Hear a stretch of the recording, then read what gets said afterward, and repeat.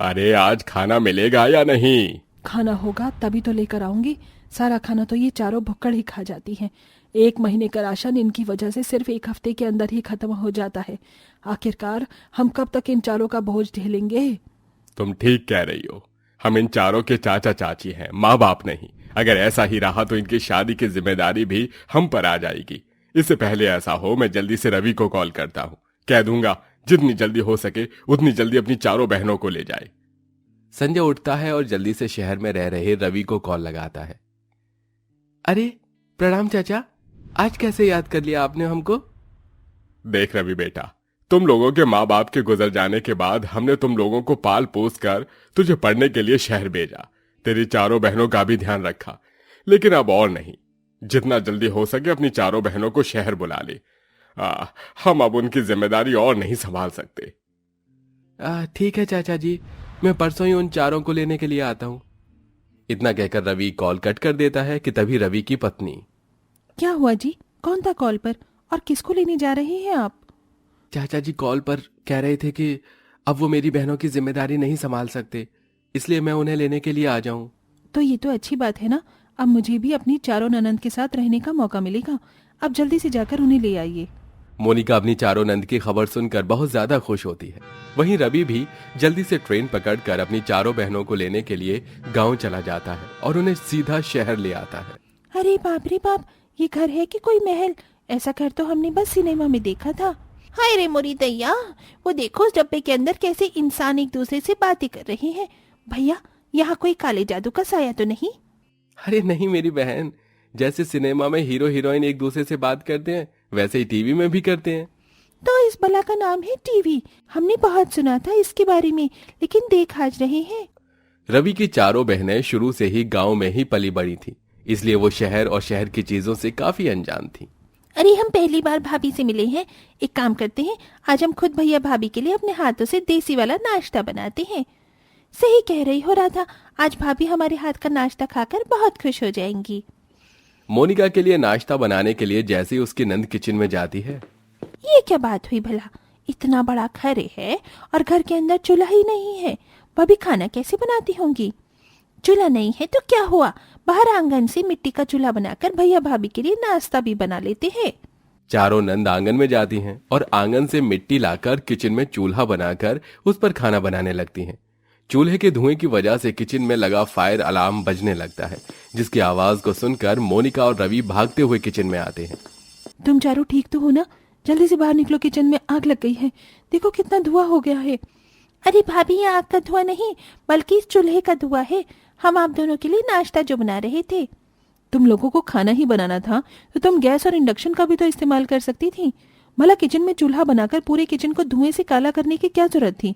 रवि, तुम्हारी बहनों की वजह से हमारा सारा किचन काला हो गया है। अब तुम ही अपनी बहन के साथ मिलकर इसे साफ करना। मोनिका अपनी चारों नंद की इस हरकत को देखकर उन पर गुस्सा करके अपने कमरे में चली जाती है, लेकिन उसका उन चारों पर ज्यादा असर नहीं पड़ता। ये घर है या कोई भूल भुलैया? कितनी देर से झाड़ू ढूंढ रही हूँ लेकिन मिल ही नहीं रही है। हम सफाई करने के लिए झाड़ू का नहीं बल्कि वैक्यूम क्लीनर का इस्तेमाल करते हैं। यहीं सामने स्टोर में वैक्यूम क्लीनर रखा है, तो इसका इस्तेमाल कर लो। इतना बोलकर मोनिका अपने कमरे में चली जाती है। वहीं राधा स्टोर रूम से वैक्यूम क्लीनर उठाकर लाती है। अरे देखो देखो, ये कैसा अजीब सा जानवर है। पता नहीं, इसे देखकर तो मुझे इस पर ही हंसी आ रही है। मुझे तो लगता है ये बटन दबाने से ही हम इससे झाड़ू लगा पाएंगे। राधा वैक्यूम क्लीनर का बटन ऑन कर देती है। अचानक से वैक्यूम क्लीनर की आवाज सुनकर राधा डर जाती है, जिसके चलते राधा वैक्यूम क्लीनर सोफे पर फेंक देती है। वैक्यूम क्लीनर जैसे ही सोफे पर गिरता है तो उसकी तेज प्रेशर की वजह से सारा का सारा सोफा फट जाता है। तभी वहां अचानक मोनिका आ जाती है और ये सब देखकर सबसे पहले मोनिका का वैक्यूम क्लीनर का बटन ऑफ करती है। जब कोई काम आता नहीं तो उसे करते क्यों हो? पता भी है ये सोफा कितना महंगा था, पूरे 1 लाख रुपए का था। सारा का सारा सोफा खराब कर दिया। न जाने कहां से मेरी किस्मत में ये गांव की गवार नंदे भगवान ने लिखती हैं। मोनिका चारों नंद की हरकतों से काफी परेशान हो चुकी थी, लेकिन चाहकर भी ज्यादा कुछ नहीं कह पाती थी। लगता है घर में सब्जी खत्म हो गई है। एक काम करते हैं, सब्जी ले आते हैं। चारों नंद सब्जी लेने के लिए बाहर जाती हैं। सब्जी लेकर चारों नंद घर लौट रही होती हैं तो रोड पर उन्हें गाय दिखाई देती है। अरे वो देखो कितनी प्यारी प्यारी गायें हैं। इन गायों को देखकर मुझे तो अपनी भूरी और मोती याद आ गई। इनका कोई भी मालिक नहीं है। एक काम करते हैं, हम इन गायों को ले चलते हैं। इसका दूध बेचकर हम बहुत पैसे कमाएंगे। उन दोनों गायों को चारों नंद घर ले आती हैं और उन्हें आंगन में बांध देती हैं। आंगन में लगी हरी हरी घास देखकर दोनों गाय वो खाने लगती हैं और तेज तेज आवाज निकालने लगती हैं। गाय की आवाज को सुनकर मोनिका जैसे ही गार्डन में आती है। ओह गॉड, ये गाय मेरे आंगन में क्या कर रही है? भागो यहाँ से, भागो। मेरा सारा गार्डन खराब कर दिया दोनों गाय ने। अरे नहीं भाभी, ये हमारी गाय है, इसे मत भगाइए यहाँ से। पता है हम इन्हें यहाँ कितनी मेहनत से लाए हैं। मुझे लग ही रहा था इन गायों के पीछे भी तुम चारों का हाथ होगा, वरना ये दोनों गाय यहाँ तक कैसे आती। ये मेरा घर है, तुम लोगों के गांव का कोई तबीला नहीं जो जब चाहा किसी भी गाय को लाकर पाल दिया। चुपचाप से जैसे गायों को लेकर आए हो वैसे ही ले जाओ, वरना मुझसे बुरा कोई नहीं होगा। मोनिका की नंद डर जाती है, लेकिन फिर भी वो उन दोनों गायों को उस गार्डन में रखती है और ऐसे ही कुछ दिन गुजर जाते हैं। एक रोज मोनिका शॉपिंग करके घर आती है। मोनिका जैसे ही घर की दहलीज पर कदम रखती है तो अचानक वो फिसल जाती है। मेरी कमर, और ये क्या है? छी छी, कितनी गंदी बदबू आ रही है। अरे ये क्या भाभी, आप तो गिर गईं। ये सब क्या है? ये पूरे फर्श पर क्या लगा हुआ है? भाभी इसे गोबर कहते हैं, गोबर। गोबर की घर से लिपाई करने से लक्ष्मी माँ की कृपा बनी रहती है, इसलिए हमने आंगन की दहलीज, जमीन और घर के बाहर भी सभी दीवारों पर अच्छे से गोबर लगा दिया है। अब देखना कैसे आपके घर में माता लक्ष्मी की कृपा रहती है। क्या कहा तुमने? आखिरकार तुम चारों चाहती क्या हो? पहले मैं कितना खुश थी कि मेरी चारों ननंद अब मेरे साथ ही रहेंगी, लेकिन अब मुझे उतना ही दुख है। अगर मुझे पता होता कि तुम चारों इतनी गंवार हरकत करोगी तो मैं कभी भी तुम्हें अपने घर नहीं बुलाती। हर रोज मेरा नुकसान करती रहती हो। पता है तुम्हारी इस गंवार हरकत की वजह से मेरे घर में कितना नुकसान हुआ है।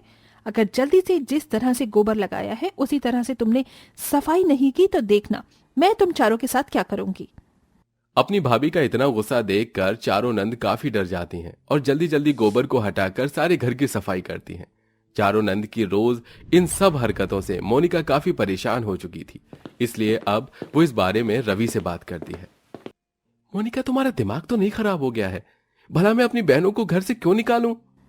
क्योंकि मैं उनकी गंवार हरकतों से थक चुकी हूँ। आप जानते भी हैं वो चारों कितनी गंवार हरकत करती हैं। आप बस उन्हें जल्दी से गांव भेज दीजिए। वो चाहे कुछ भी करें, लेकिन मैं उन्हें गांव नहीं भेजूंगा। मेरे अलावा उनका कोई भी नहीं है। ठीक है, अगर वो गांव नहीं जाएंगी तो मैं ही अपने घर वापस चली जाती हूँ। जब तक वो इस घर में है मैं घर में कदम भी नहीं रखूंगी। इतना कहकर मोनिका गुस्से में वहां से चली जाती है। मोनिका और रवि की सारी बातें चारों नंदें सुन लेती हैं। सुना तुमने? हमारी वजह से भाभी घर छोड़कर जा रही है। हम भैया भाभी का रिश्ता ऐसे खराब नहीं होने देंगे। भाभी को हमसे दिक्कत है ना, हम ये घर छोड़कर चले जाएंगे। चारों नंद जल्दी से अपना सारा सामान पैक करती हैं और घर छोड़कर जाने लगती हैं। तभी उन्हें मोनिका और रवि देख लेते हैं। ये तुम चारों सामान लेकर कहाँ जा रही हो? भैया, हम इस घर को छोड़कर जा रहे हैं। भाभी, हमारी वजह से आपको भैया से अपना रिश्ता खराब करने की कोई जरूरत नहीं है। आप आराम से घर पर रहना। बस जाते जाते आप लोगों से एक बात कहना चाहेंगे। हम लोग गांव से हैं तो हमें शहर के बारे में कुछ भी नहीं पता।